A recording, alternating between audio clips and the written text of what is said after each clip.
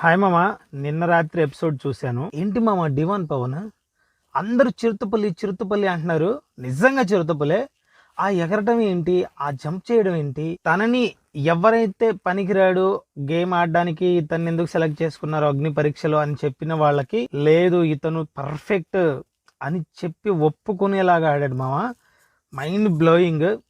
ఈ trophy win అవ్వడానికి అయితే డిమాన్ పవన్ పక్కాగా అర్హుడు, నా అభిప్రాయం ప్రకారం చెప్తున్నా. అండ్ హౌస్లో కూడా ఫిజికల్ టాస్క్ వస్తే అతనితో పోటీ పడి ఆడే ధైర్యం ఎవ్వరికీ లేదు.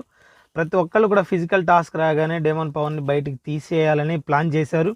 ఫస్ట్ నుంచి కూడా అదే జరుగుతూ వచ్చింది.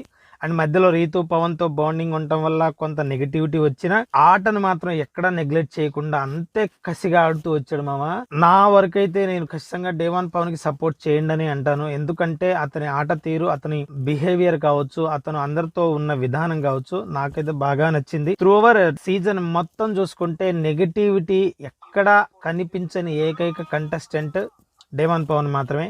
ప్లీజ్ డేవాన్ పవన్ కి సపోర్ట్ చేయండి మామ.